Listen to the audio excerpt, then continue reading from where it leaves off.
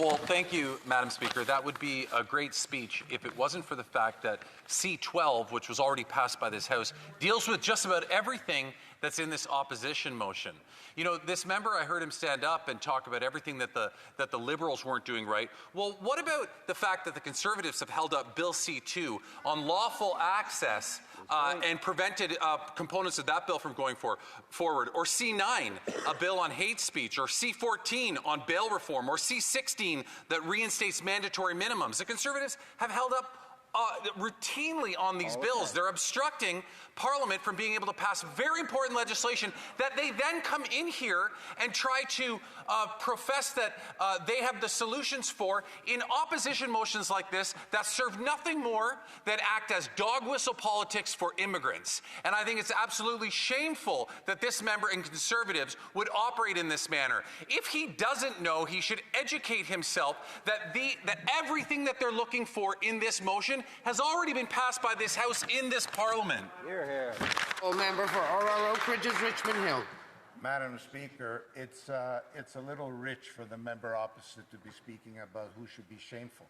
After 10 years of allowing these criminals with their catch and release policies to be in our streets and to really attack our communities, they have the audacity to stand up and talk about who should be shameful. But, Madam Speaker, I will add this to the honourable member for his education, because I think he would know, if not, he ought to know, that these bills that he mentioned, all of them come to committee. We make recommendations. I listed a very extensive list of amendments that we made specifically to Bill C-12. Every single one of them was rejected by these Liberals.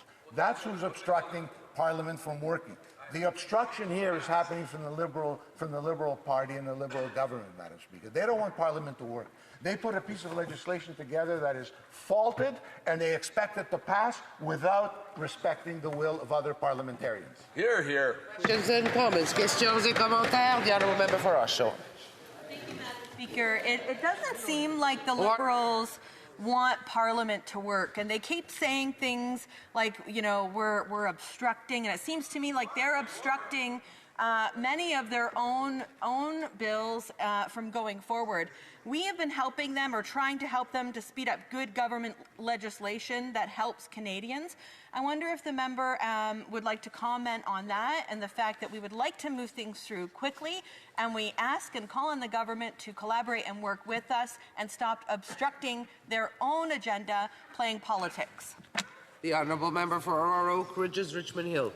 Thank you, Madam Speaker. I'd like to thank my honourable colleague for that excellent question. Madam Speaker, we're all parliamentarians. We're all elected here to represent our communities and to represent Canadians. We're here to make Parliament work. We want to work with all parties, including the Liberal government, the Liberal Party, to make things better, to make legislation better.